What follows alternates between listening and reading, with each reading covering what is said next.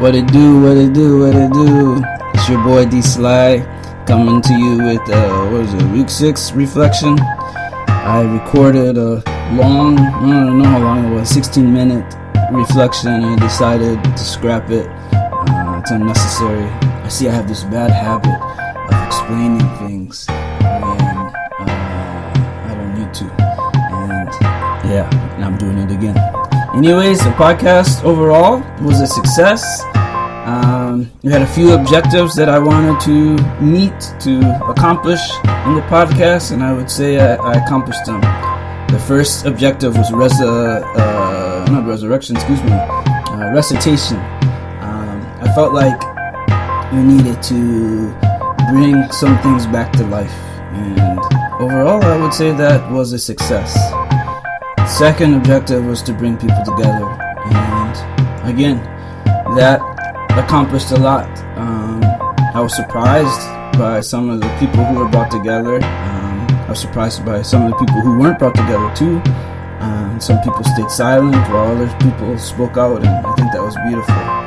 And the third objective is related to that, is I wanted to help give people a voice. When I talk about giving people a voice, it's we're not celebrities or anything like that, and I think a lot of times our stories could go unheard. I think all four perspectives, I guess Brad is kind of a public figure, but overall, all four perspectives were stories that we might not be able to hear about. So I think that was really cool that we had a chance to give people a voice. People reached out to me and reached out to the people who contributed to the podcast, and they just said how they enjoyed it and stuff like that. And I want to give a big shout out to Teresa Fowler, Missy Dern, of course all the contributors, also the Tina Chowdhury, Kurt Klein, a lot of people that I was able to speak to in the background, who sent me messages, who encouraged me, and so the podcast is not dead, it's still alive, but I just want to take a step back and take a second to get a new perspective on my own work.